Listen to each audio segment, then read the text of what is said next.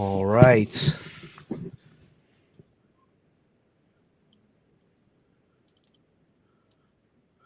Welcome to the CatholicPsych Show.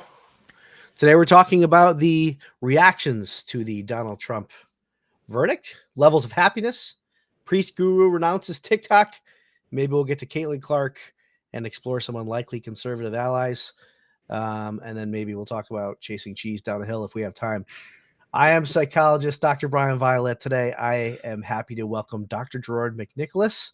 He is subbing in for Dr. Greg Batara, who is somewhere lost in the Congo, and he will be lost all week. But hopefully he shall return to us next week. Dr. Gerard, welcome to the show. Thank you, Dr. Bryan. Great to be here. Good morning. Good morning. How are you feeling today? How was your weekend? Feeling good. Weekend was good. Went to the city of brotherly love. My wife and I and daughter took a trip to see some friends in Philly, my old stomping ground for a year. I did a residency out there at Friends Hospital. So always good to be back. Okay, great. Well, what else can I say? We were talking before we went live today. We were talking about the various topics, and your reaction was there's just our social psychology is broken. Yeah. And Yeah. I think that's true. I guess we can talk about social psychology being broken as we lead with the reactions to the Trump trial. So Yeah. our nation is divided, not surprisingly. We talked about, I was on the show with Stephanie Muncie on Friday. We talked vaguely about what happened in the trial, and we were speaking about it, sort of just accepting the verdict and just kind of going with the news. There's not much to say beyond like this is what happened, and we were reluctant to believe that President Trump was going away. Certainly was he not going away, but there's been a pretty strong reaction. What are your? Okay, let me read a little something here about the reactions to the Trump trial. So where Americans are unsurprisingly quite divided on former President Trump's guilty verdict. Polling in the hours after the verdict showed that 50% believed the guilty verdict was correct. That's only half of the people believe that a verdict was correct, and 47% thought it was politically motivated. Okay. A separate poll found that if the election were held today, 41% of eligible voters would support Biden and 39% would support Trump. This is a statistical tie. I'm not sure what is meant by that. I don't know if it has to do with the Electoral College or whatever else. President Biden's first statement was to defend the justice system, calling it reckless, dangerous, and impossible for anyone to say that this was rigged just because they don't like the verdict. So it's as if the Democratic position is to say that if you challenge this, it's the end of democracy, right? Like we have to uphold this judicial decision and we have to abide by our laws. Whereas on the other side, the Republicans are saying, no, it's rigged. Meanwhile, Republicans have been backing Trump. 8 GOP senators promised to vote against all spending bills, judicial nominations, and other Democratic legislation in protest. And the Trump campaign announced it raised a record $34.8 million from small dollar donors within hours of the verdict. So essentially, the verdict did absolutely nothing except improve funding. I mean, at the very least, right, if not support. That's right. So people are digging in even further into their existing positions about Trump and in terms of voting. It didn't swing anything. So when you say social psychology is broken, what do you mean? Like, what's your take from a psychological perspective on how people have been reacting to the verdict? So I can tell you my reaction because it was my wife sent me a text from work saying that Trump was found guilty on 34 felony charges. Yes. And it was a misdemeanor. It was a misdemeanor case that got raised to the level of felony because it's Donald Trump and it's supposedly he's interfering with election processes with the hush money. Go on. Yeah. No, so my response was LOL first, and then and I know that was like a cynical kind of like surprised but not surprised in terms of I don't know. It felt to me like at least I expected more nuance in terms of what the the verdict was going to be. I heard from a Yeah. couple of political commentators on one side and the other saying, how strong the case is to begin with and what kind of like nuances we might see in terms of what felonies actually stick. So 34, it just felt final and big. And I think my sense was it just it's played into the cynicism of feeling as though politics is a bit of political theater at this point. Like, and so Sure. like a growing skeptic within me to say like, now I have to kind of dig and do my own research because there's something about this that just did not sit in terms of like an objective Case, like an case. objective judicial trial. Sure. Yeah. And being a New Yorker, I mean, I have my own kind of political sensitivities towards it being way left leaning in a lot of ways. Yeah, I think I read somewhere that the judge had donated to Biden's campaign. There's evidence that the judge had donated to Biden. At least the family. I think it's a daughter who's politically engaged, and maybe that's where the donations were going in. Yeah, and I mean, I mean, it's going to be appealed, obviously, and someone was saying that eventually this is going to get in front of a conservative judge, and it's going to be, I mean, he's going to be acquitted eventually. So this is an attempt to slow down Trump. I've heard Democrats are what's the word? Encouraging news media outlets to always refer to Donald Trump as convicted felon. Right. Now, as if that's going to change anyone's opinion. But I wonder if the Democrats were expecting this kind of reaction of the groundswell of donation dollars for the campaign. I mean, people were really upset about this trial. They saw it as a witch hunt. They saw it as politically motivated, and that actually encouraged them to support Donald Trump even more. Yeah. So you're wondering, are the Democrats surprised by that response? I just feel like there's a naivete from the liberal side of things that whatever negative happens to Trump will finally like put the nail in the coffin of his political career. And I've just heard that over and over and over again. Yeah. And he just keeps coming back, and it actually backfires and gains him more support over and over and over again. See, I don't think that this response of support from Trump supporters is surprising to Democrats. I mean, this is my opinion. I think it kind of plays into, well, if we can expect that if he's convicted, there's going to be a great groundswell of support. Now we can kind of start to focus more and more on a bunch of voters who are, extreme. Well, no, extremists. And now all of this support for the sector of the country that is now supporting and donating to a convicted felon. And so in other words, like I think it just plays into help them identify who their enemy is from a political standpoint. Absolutely. And further kind of make divisive, or to kind of like make more of a target, anybody who would dare support or continue to support a convicted felon. So I deepen the kind of divide of divisiveness. That's my sense here, is that the left is not stupid. Yep. Like they get the political landscape. Since this is social media, nobody wants to listen to us moderate fence sitters. Do you think that this was politically motivated, this trial? Do you think that this is a Travis mockery that he was convicted of these 34 accounts? What's your personal opinion?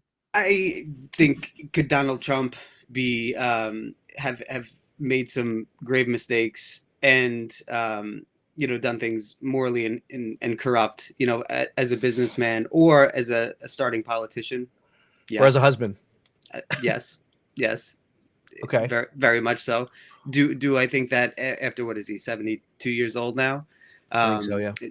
Do I think that the fact that his legal woes are kind of being put on public display right now after 70 years of having, I think a clean record. Clean record, yeah. That's why they're saying he's probably not going to go to jail. He'd be a first-time offense, and he's in his 70s. So, yeah. So do I think that he's innocent in terms of like his financial and handlings of things, and this being a hush money trial? No, but do I think the rising it to the level of felony charges and just the kind of, from what I hear, like just objectively, the case was not that strong. So do I think that's politically motivated? Probably. Yeah, well, I can't remember the name of the political commentator. She used to be on Fox News. She has blonde hair. I forget her name, but I saw her on TikTok, and she was talking about how, okay, if you Democrats are going to convict Donald Trump of this, now it's open season. Now that you've kind of like broken the unwritten rule, and now Republicans are going to start putting you on trial. Like we're gonna, like, things that Obama has done, things that Biden has done, things that Hillary has done, and now it's like setting a precedent for opening things up in terms of like really zeroing in on some of the shadier business dealings or personal dealings that politicians engage in, that we kind of just like look away from, or at least Mm. other politicians look away from.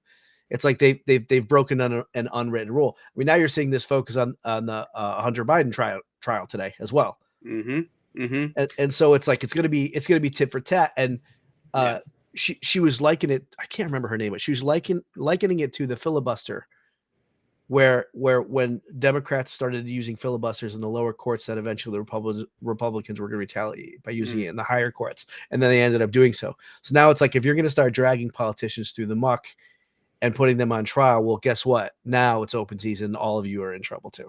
Yeah. Yeah.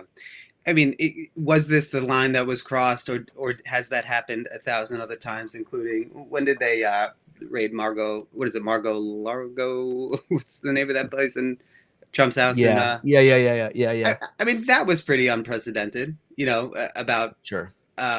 files where I know there was ongoing kind of looking into Biden, what he was doing with files post presidency. So I don't know. I feel like these lines, the field goal keeps kind of getting pushed back further and further in terms of like how far things will go. And I guess back to my first response was like, LOL, like not surprised. It just seems like it's getting more politically theatrical in terms of the brazenness. So discouraging in a Yes. lot of ways. I mean, I guess that's the heart of it for me.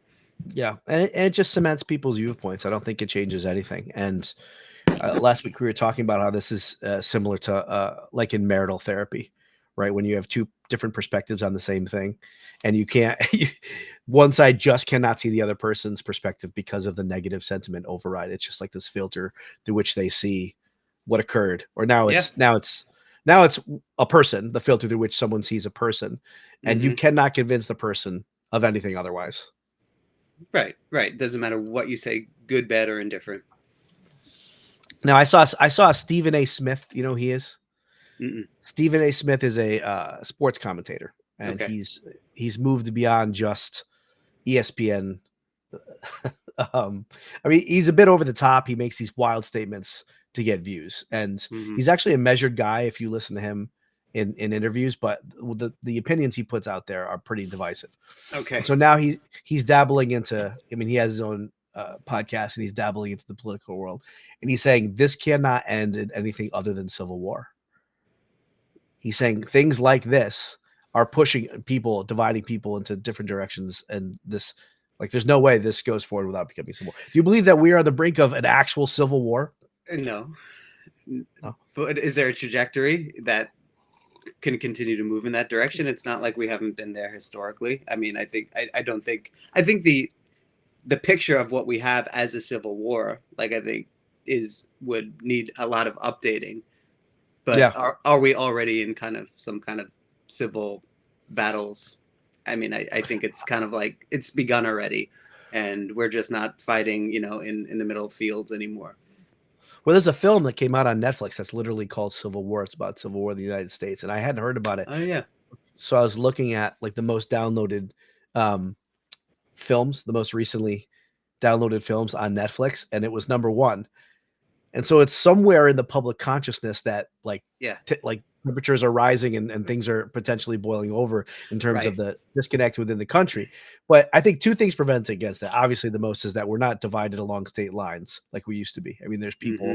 of all different political views all over the place. So unless Sure. there's a massive migration to certain states, how do you know who's on which side? That's one Right. thing. And the other Right. thing, I don't think there's enough like economic unrest.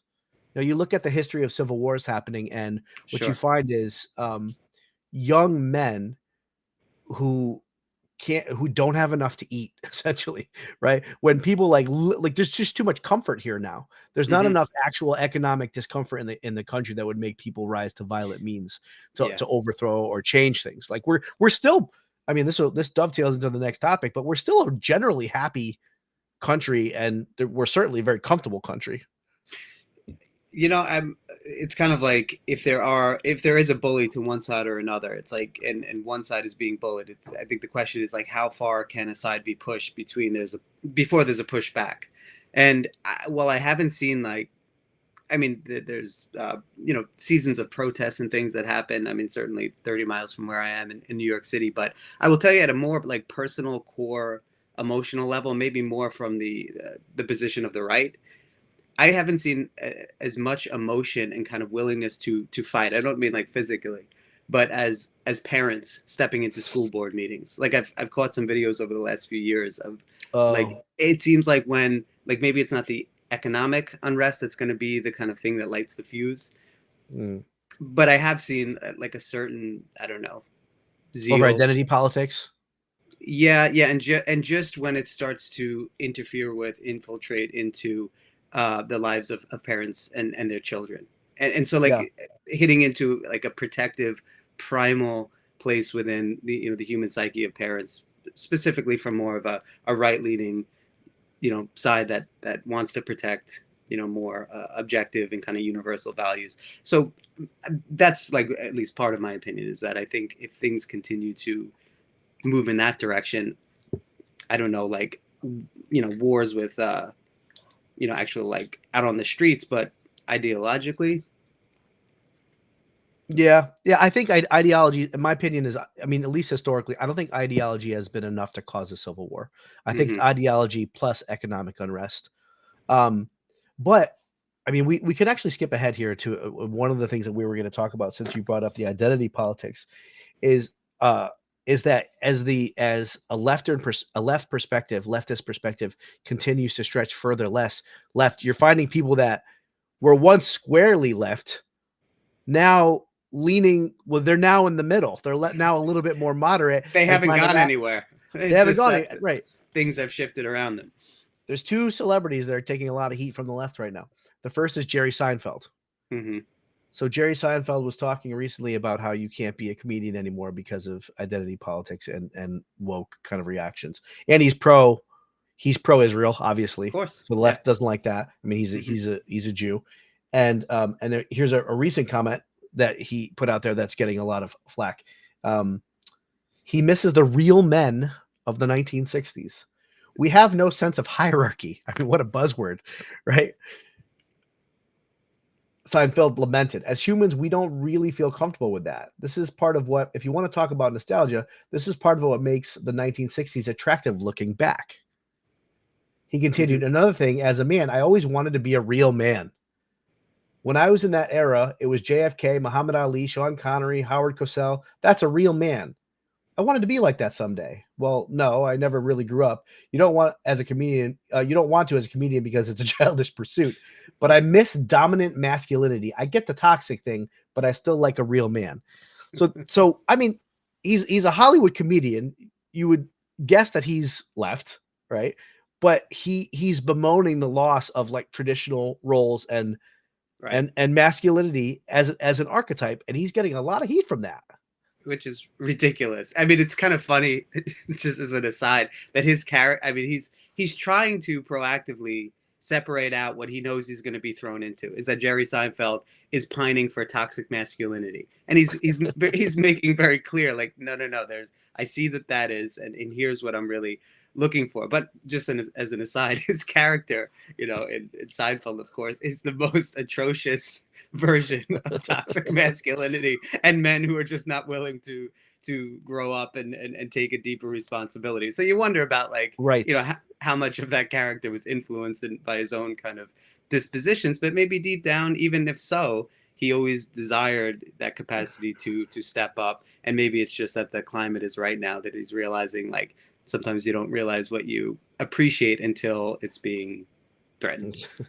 It's true. I was watching Seinfeld the other day and I was thinking, if there was no laugh track, These characters are terrible. Sociopaths. I think there's Terrible something people. on YouTube about that. So bad. And there's no, I mean, he's not a born actor. So I think part of his No. personality was reflected in the character. But, you know, as he's supposed to keep moving left, I wonder if he, especially as he's older, I've heard him in some of his comedy shows say, like, the older I get, there's just less I care about what other people think. And I generally don't care what people think because I'm a comedian anyway. I can't care. I have to have a callus.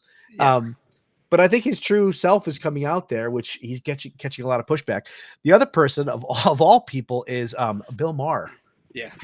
Who, I mean, he wrote and starred in a film called Religiosity, which was very mocking, yeah, explicitly. he's very anti-religious, been critical of the faith, but in recent times he's pushed back against woke culture. There's an article about Bishop Barron admitting that he agrees with Bill Maher a lot.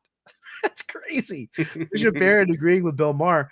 And then we had the Harrison Butker talk not too long ago, and people are calling Butker a monster for his speech. And Bill Maher is saying, I don't see what the big crime is. I really don't. I mean, he's just sharing what his beliefs are. Like, the left cannot believe that Bill Maher, who is historically the most left of all public figures, is supporting religious freedom, right? Is supporting religious freedom and supporting the right. So it's very interesting to see the shift on a political level and where things are shaking out in terms of individual personalities. So we talk about ideological differences, perhaps leading to civil war. Like, I don't know, maybe reason wins out here. Yeah. And I didn't do too much of a deep dive into, I mean, I know Bill Maher, I know his take, and I know how he's been starting to just be revealed as more of a, I guess he was more leftist now. What do you think? It's like more moderate, like just by nature more moderate now. How extreme the left was. Is. Yeah, it was left. That I think the first time he caught my attention was a couple years back when he was citing a study about percentage of people who are homosexual, and he was citing the study that it was like 5%. I don't have the exact numbers. This is the story is a little dated. It's a year or two old. You can look it up online. But he made this joke about how, you know, in the 1950s it was like less than 5%, and then like the 1980s it was up to 10%. 1990s it was 15%. Now it's something like 25% or 30% of people are all part of the LGBTQ community. Or he's like in another 20 years, I guess I'll be gay too.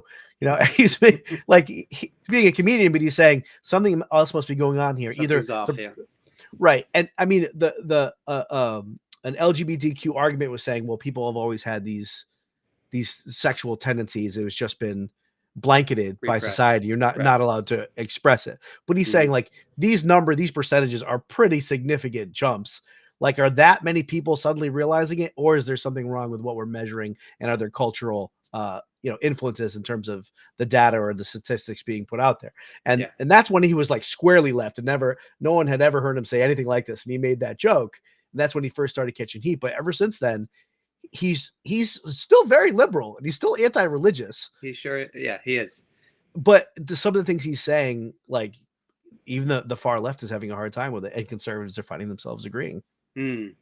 Yeah, I don't have a lot of experience watching it, but when I have seen his clips, like it's either he's a very intelligent man or he's got really good writers, maybe a little bit of both. But of course, his clips are just really thought out, and they're clever, and they kind of border humor, but he's obviously, has a stake in, supporting some amount of kind of objective values that he's willing to kind of plant his flag into. And I also wonder if he didn't know by doing so, like, he was keeping himself relevant, because it's a very timely kind of great point. I'm not saying they're insincere, his points, but maybe he's one of the few who has the courage to say, like, actually, I could start kind of like moving into a new phase or chapter of his career, which has been around for a long time, I'm guessing. And you're right. I think if you have any kind of platform, you want to speak from your emotional core. You want to share the truth of what you believe, but you do want to turn the volume up on it, right? You do want to amplify it. You're certainly considering what will make headlines. There's no way. He's been doing this a long time. He made a career out of being seen, learning how to be seen by people. So I'm sure that's a thread. We got a comment here in the chat. Go ahead. No, please. Audrey says Bill Maher maintains that he is a true liberal and that the woke culture is not representative of classic liberalism. Right. He's saying that it's not like he hasn't moved. He's maintaining the same line while the left has moved further over. The definition has changed. Right. Okay, we gonna add something there that I cut you off? No, I was just wondering, like, when you were saying turning the volume up on a point to stay kind of like socially relevant.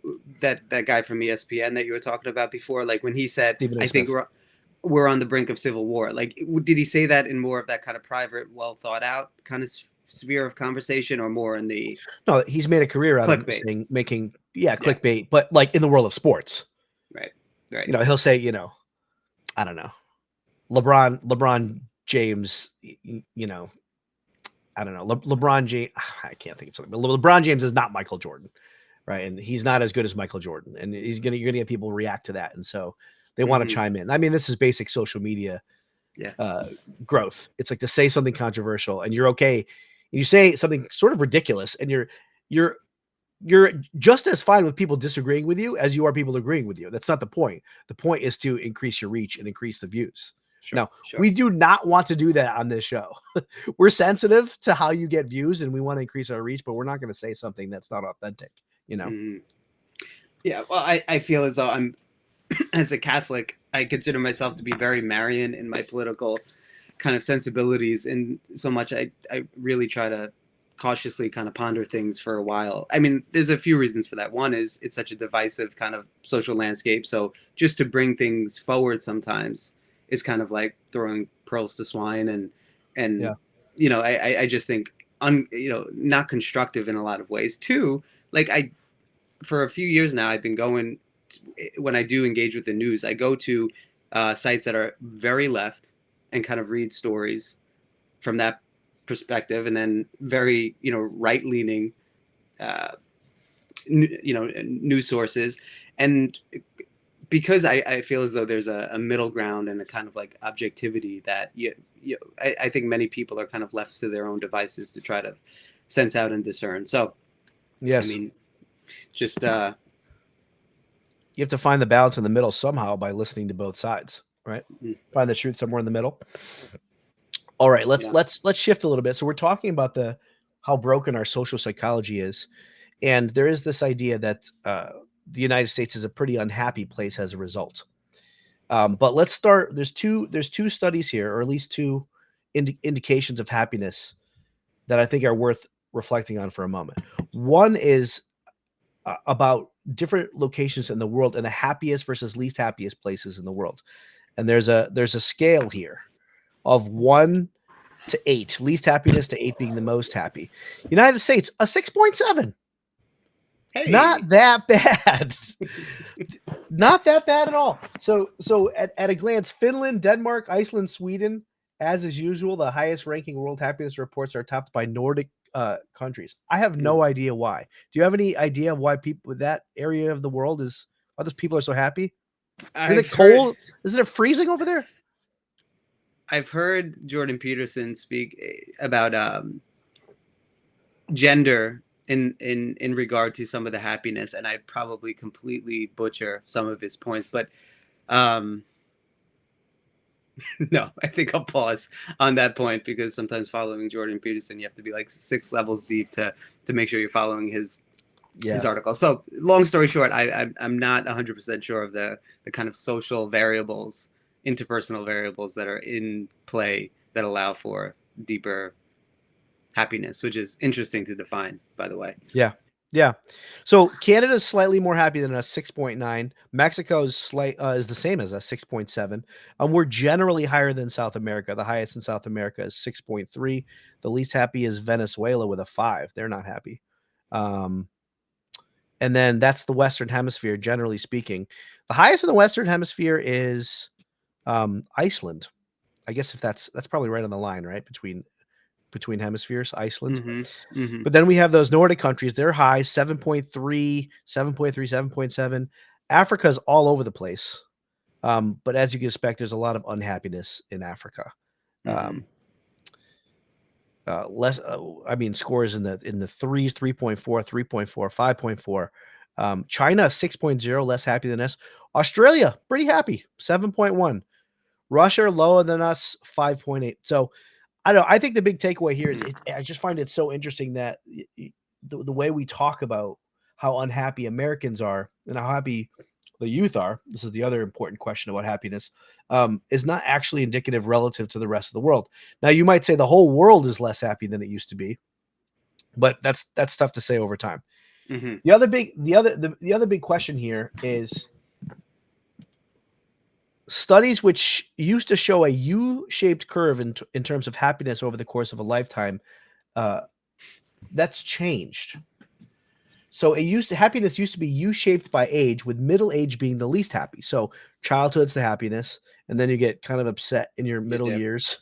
Yeah, well, you have jobs and children and stressors, etc. And then once that, you gain some wisdom. Assumingly you gain some wisdom, you discover what's important in life in there, and then it comes back up, right? And your retirement years are a lot happier. That was the main idea. Mm-hmm. But that was then, and now everything has changed. So the hump-shaped and U-shaped U-shapes in age have disappeared into the ether. Now, young adults on average are the least happy people. Young adults are the least happy people. Unhappiness now declines with age, and happiness now rises with age. Since around 2017, this shift has happened.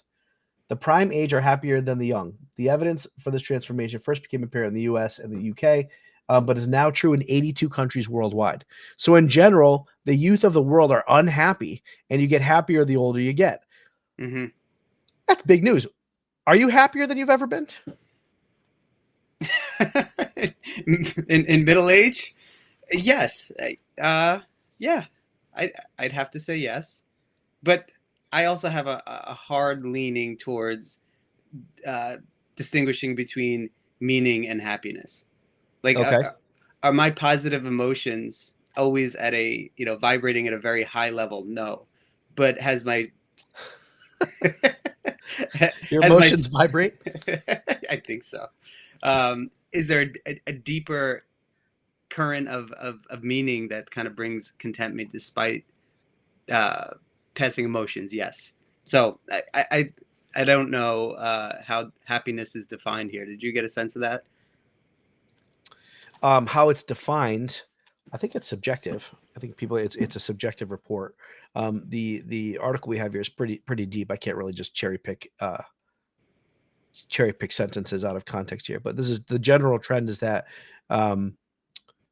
people are becoming happier. Mm-hmm. Despair is highest around age 20, around 30 to 38, and then it starts to decrease as you get older. So despair and happiness are different things, right? So happiness increases, but there's a huge jump in despair, like around the 20s. People are despairing of their lives in the West, and I guess not just in the West. 82 countries before this. I mean, is this as simple as social media? I mean, being the variable that's causing them unhappiness, or just allowing us to understand or see more of the unhappiness that's already been there or always was there. Yeah, I mean, I think this is, by the way, this is a meta-analysis of mental health measures, essentially. So it's not just one study. There's a bunch of different studies that people looked at, self-reported experiences of happiness over the last 2 weeks. How often you've been bothered by feeling nervous, anxious, or on the edge? Select only one answer. Not at all. Several days, more than half the days, nearly every day. So it's little screens like that, mental health screens like that, but a lot of different ones, not just one. So it's a meta-analysis across different studies that's suggesting that people are unhappy. Now, there's some critique about this, suggesting that we now have more tests, so it may not reflect a change, but this has somewhat always been true, and how the tests are leading in terms of the questions they're asking. So there's critiques of the actual tests, and Randy's even asking here or Catherine is asking, is the metric for happiness self-reporting or from a group that looks at things like healthcare, schooling, etc.? And what are the surveying groups determines happiness to be? Yeah, we'll put the link to this in the description so people can take a look at this afterwards. But yeah, I mean, I think there is the social disconnection. I think social media. I think perspectives on what will make you happy. Why 2017 though? Like, do you have a gut intuition about, what was that, 6-7 years ago? Like, gut instincts. I think right before COVID, what comes to my mind were all of the racial tensions and the shootings in our country. We had the Black Lives Matter movement was prominent, and there was a lot of public awareness over the divisiveness in this country around issues of race, I think. And there was a lot of violence. There was a lot of protests. And I think that started to create a cast of mind. This is my guesswork sitting in my armchair, that it created a cast of mind, which I think was accompanied by some hopelessness about the way things were. And then obviously the building up of social media and the more prominence of social media. It's been, let's see, it's 2024. So that was 7 years ago. I think that's when people first started to notice the impact of social media on people in a publicly conscious way, and on the youth and expectations in terms of fake happiness and what people are putting out there, and addiction to smartphones and addiction to social media became more and more prominent. I think the technology got better. I think that the algorithms got better at locking you in so you couldn't pull away from it. I think we became more digital than analog around that time too. So I don't think it's any one reason. I mean, obviously a big part of this is the decline of faith in our country. Like people are not engaging in something transcendent. There's a loss of faith. They're not engaging in religious practices. And we all know that sort of self-centered social media, narcissistic social media, which points you at yourself versus looking outward, driven by religious values, that's going to lead to unhappiness. Big picture. I think we'd be remiss if we didn't at least discuss the loss of faith as influencing levels of happiness for sure. Yeah. And this is going to Randy's point. She was speaking about Nordic cultures have a culture where people trust one another, and perhaps more importantly, their institutions. And it makes sense that trust would lead to happiness, so certainly less division. So I think, this would play into what your kind of gut instinct about 2017, 18, 19, where there was a tremendous amount of decrease in trust in institutions, at varying levels. And we know within the Catholic institution, trust has been damaged and is being rebuilt now for, a few decades, I guess, in a pretty explicit way. Yeah, if you think of this is what we can offer at Catholic Psych. You think about the macro level. We're talking things at the macro level, but if you shrink that down to the micro level, at the individual level, at the family level, and these are just parallels for the same kind of dynamics in reality. But when you have a stable family home with a proper hierarchy of parents and children, and the parents use that power that they have as parents to serve the children children feel understood, and the children feel guided and protected and provided for, like that's all normal and healthy, right? Then you don't have a lot of psychopathology. You don't have a lot of neurosis. Even things like rules and structure and frame from a trusted hierarchical source help people calm down. There's a template that's built in place, right? It helps children calm down. Even teenagers who are trying to, for the first time, establish their own identity, and they push back against mom and dad, and everything mom and dad says is wrong, and the rules are terrible. Deep down, they're saying, "Please tell me what to do," right? Because everything's terrifying for a teenager. Give me the frame, give me the boundaries. I need it. Yeah. Consciously, they're like, I need independence, but unconsciously, they're terrified of boys, of girls, of high school, failing, of cars, school, of sports, drugs, right? Academics, of drugs. All of that is terrifying, and so the family, even though they're pushing back against it consciously, a sound structure helps minimize the angst and the depression, right? And it's right. So if you so extrapolate that out, and you think of it at a national level, if there's an erosion of trust in a hierarchical kind of world where we're supposed to be able to trust those who are leading us to provide for us, to protect us. I wouldn't say necessarily nurture us. Maybe nurture us like in the world of like arts and entertainment. I think we've come to distrust the world of arts and entertainment quite a bit. You know, Mm-hmm. there's a certain set of values out there which conflict with our own. We've gotten far away from like a sort of nuclear family vision of reality in the world, and Yeah. like all of that. I think all of those different areas on a macro level reflect like what can happen in the breakdown of a family. So I think and then of course you can project it out even further. Your experience with your family is projected onto God, right? And so we have the Mm-hmm. erosion of trust in God, we have the erosion of trust in leadership and authority, we have a breakdown of the family. Now everybody's anxious and depressed. that's that's my Monday morning That's the take. show. So What do you think? let me ask you a question, because so when we were going out to Philadelphia, my wife was well, I was telling her about the show and coming on Monday to fill in. She's like, so what is the show? And I said, why don't we just listen to one and kind of give you a sense of it, because part of me was curious about the same thing.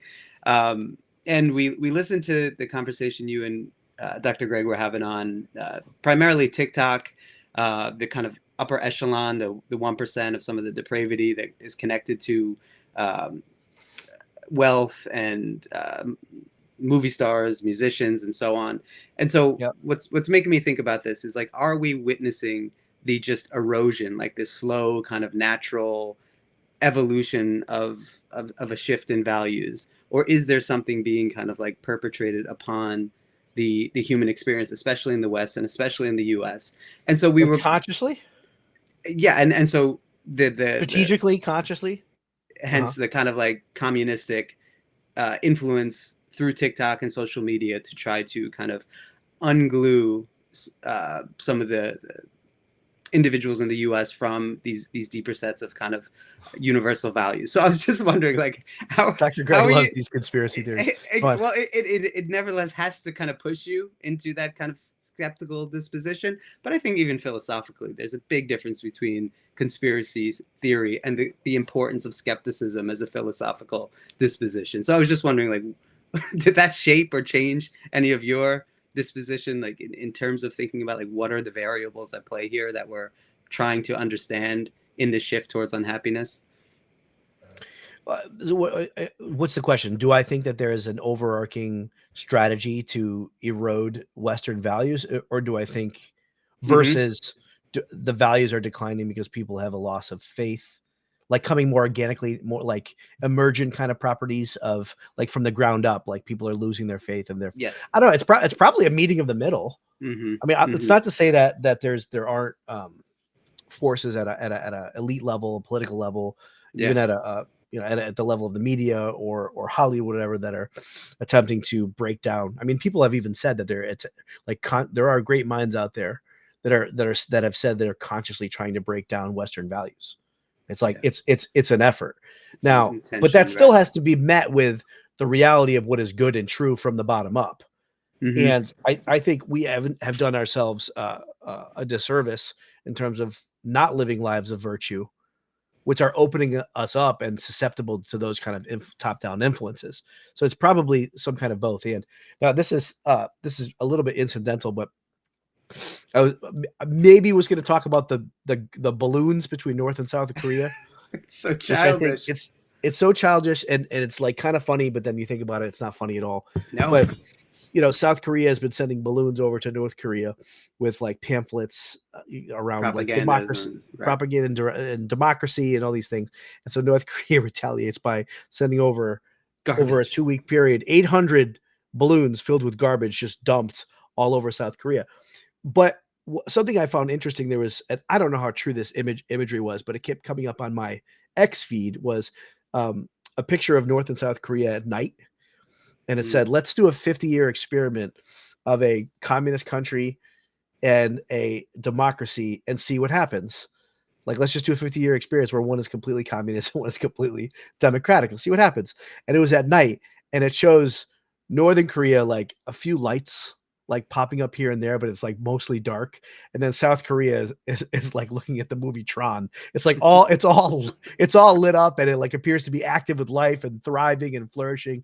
And it was to Uh-huh. illustrate that like there's such a huge dividing line between the democratic world, and then like Communist. the culture of death influenced Yeah. by a communist world. And Yeah. I mean, certainly there are opponents to democracy out there, and do they try and influence us? Definitely. Does communist China?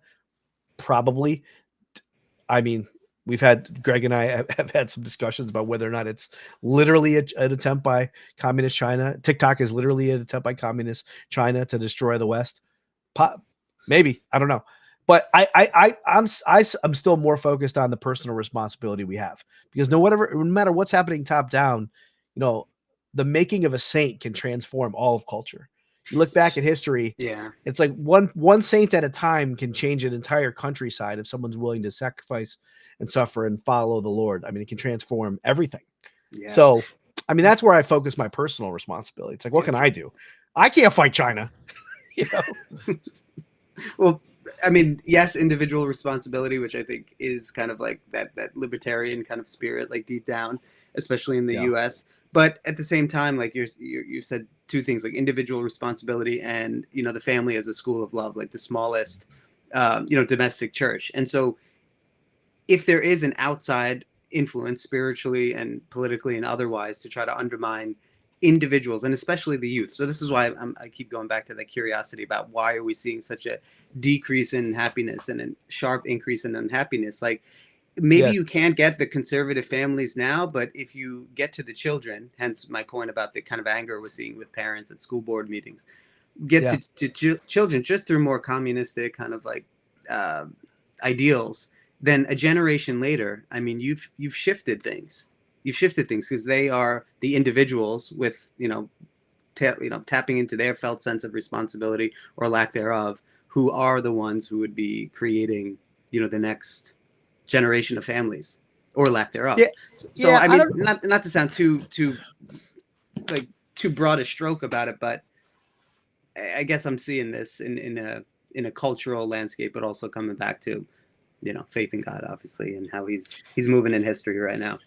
Yeah, I think yes, it's a fair point, and I think people on the who are in that young idealistic phase of kind of like socialist phase in their youth, I think those who are the most extreme in that direction will stay in that place over the course of their lives.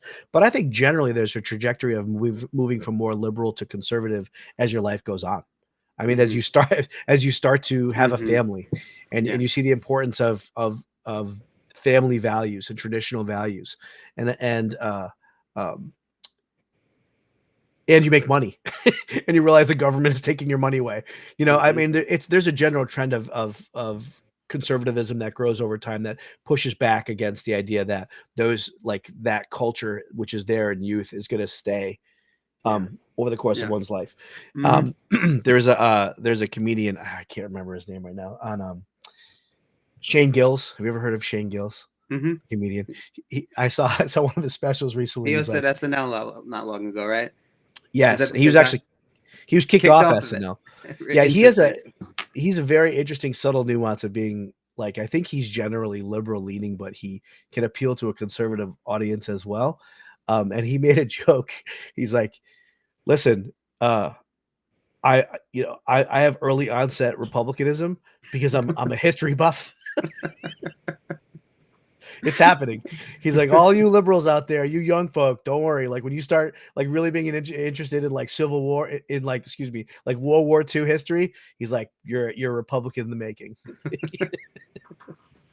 It's really funny. He's got some funny stuff, like saying that he's created by God to be a high school gym teacher just because of his kind of disposition and the simple things in life and appreciating athletic prowess. But whatever it is, it's great. So that, I mean, that makes sense. But can we trust like that natural arc of evolution of more kind of liberal kind of stance towards more of a conservative arc, if it's being kind of like acted upon or threatened? And I think that's more of the right leaning kind of perspective right now, is that it's being actively threatened, going back to even the I don't think we can be passive. I mean, I think we have to speak out from a position of faith in terms of defending our values. I think I mean, to Dr. Greg's point, I mean, we're not really in Christendom at the moment anymore. We're in apostolic times, and we have to expect that we're swimming upstream in a culture that's antithetical to Christian values. Does that mean that we just accept it and shut our mouths? No, it probably means we need to be martyred. Well, at least socially martyred, if not physically martyred, where we have to stand up and be a voice in the wilderness to push back. So there's some beacon of light, some lighthouse for people. Yeah. I think there's a real consolation when you hear someone in the public sphere sharing viewpoints that are like your own, because it's lonely out there.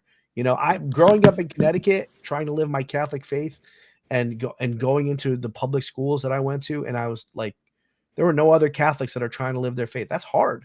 You know, I'm raising my kid. What am I supposed to do? Just homeschool my kids in Connecticut, or move to Nebraska, move to Kansas, you know, move to the flyover states, and that's the only place where I can feel like my values have space to breathe. Like, it's hard. Sure, So when you have people out there that are speaking in a manner that it's is consistent with the way you look at the world, it's emboldening, it's empowering, and I think it gives hope and makes you feel less lonely. Just in the same way, like, you hear, that's why music is so popular. If you hear a song that identifies with your interior experience on some level, you feel less alone.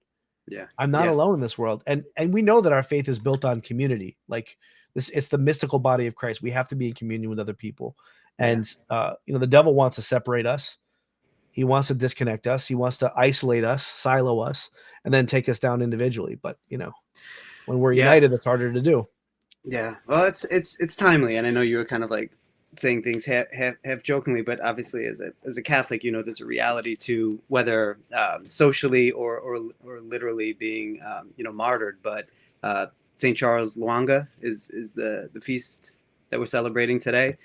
Okay. And you know that he gave his life literally stepping up for and standing up to a grave amount of kind of corruption, you know, from the ground up in terms of the king that he was serving and working for. And so, you know, like, we're still living that history. We're still in that side of salvation history right now, where, you know, the war is over, but, you know, we're still kind of like reverse engineering the battles a bit, and it's hard. It's hard. Yeah. Yeah, I want to go to the chat here for a second. Katerina asked, do you think youth are less idealistic? This is a very good question. And I think, yeah. I think they are less idealistic. I think growing up, I think maybe I'm just assuming that because that was the world I grew up in. I think the youth lived in such a bubble. They hadn't dealt with the distress of adult life yet, that it gives you more space to live in the world of ideas. And sometimes that could lead to idealistic viewpoints, right? But now, with the globalization of society and the access of information everywhere, I think the youth, along with this, the increase in despair and less happiness, of course, they're going to be less idealistic. I think along with the decrease in happiness and the access to information, I think they are. I think they're less. I think that lines up. I think there's more despair and there's more unrest in the youth than we've seen historically, or at least, I mean, maybe it's just true of, like, maybe this is very narrow. Maybe this is over the last 100 years or so, what we're accustomed to. But a good historian might come out and say, no, we've been here before, you know, where the youth were very unhappy. Yeah. Post industrialization, and I was thinking about, unsurprisingly, Viktor Frankl a lot as my kind of like at least logotherapeutic way of kind of understanding crisis of meaning, you know, which obviously we're going through culturally right now. But like, it's important to remember that his work didn't come about just because of World War II and, you know, Nazi concentration camps and his experience. Like, he was doing the work post the Industrial Revolution, before the war. So that's where he started kind of cultivating his ideas about the lack of meaning. And he said, when you start having a decrease in meaning connected to these traditional universal values, you're going to see this, you know, vacuum. And he said, it sure as anything, you're going to see this neurotic triad show up into that space of a lack of meaning, which he saw after the revolution, which was addiction, aggression, and depression. And so, you know, after a revolution, which maybe we're talking about it's not an industrial revolution, but information revolution or the internet and now AI. I know you and Dr. Greg have been talking about it. Like, are we in a vacuum right now? That is in some ways really exciting, but also is kind of like disconnecting us more from one another, more from our Catholic values, of course, as Catholics. That would be giving rise for some of this depression and unhappiness to kind of show up more right now. Well, I think if we put some flesh on the bones here, when I was 12 years old, I was playing like Super Mario Brothers in my buddy's basement. I was playing NHL hockey. Mike Tyson's knockout with no pressure. I mean, I wasn't going to work in a factory. I'm sure my happiness level would have been a lot lower if that was my situation. Yeah. Ryan in our chat notes, I agree. I think with the increased discussions around sexuality, gender in the public sphere, there is some connection to decreased motivation with a lack of meaning around the human experience. So there's connection to the decrease. Okay. So just the discussion of sexuality and gender in the public sphere, because these are kind of mature adult issues that now children have access to. This is connected to decreased motivation with a lack of meaning around the human experience. Yeah, I mean, the questions of identity and sexuality, which are mature questions, and in some ways are like heightened issues to explore as one matures, whereas a child cannot really grasp the depth of that. It's like they're not equipped in a developmentally appropriate way. Yeah, right. They're not equipped to handle those types of issues, and they're probably going to feel inept in their inability to answer questions around who they are and like what they're attracted and who they're attracted to, and all these types of big questions that people answer over time. So it's like when a parent puts you in a position of being spousified, right? Like if a child has to handle the emotional issues of a parent, like they can't say, for whatever reason, this happens all the time. They can't do it. So how they look at themselves internally is, I'm a failure. I can't do the thing that I want to do more than themselves. Right. I can't help my mom feel better. I can't help my dad feel better. Right. So I'm inept. I'm equipped, and therefore that affects my self-image and how I feel about myself. Similarly, these big picture issues around identity and sexuality, they're not equipped. And so they're naturally going to fail in their attempts to answer those questions. So that probably affects how they look at themselves too. I think that's a great point by Ryan. Or get in alignment with what the kind of social construct is of the day in order to belong. Right. Because to alleviate the distress and not being able to answer the question. It's like they're looking for some kind of guidance, and with less trust within the family system, they're going to look to the larger culture and look at that as a way to just answer that question and resolve that distress. Yeah. Sad days. Well, Dr. Gerard, thanks for coming on today. We should start wrapping up. I appreciate it. Thank you for having me. What's the answer to all these problems? Do we know? Oh, Jesus. Oh, Jesus is the answer. Yeah. Pray the rosary, everyone. All right. We'll see you on Wednesday. All right. God bless.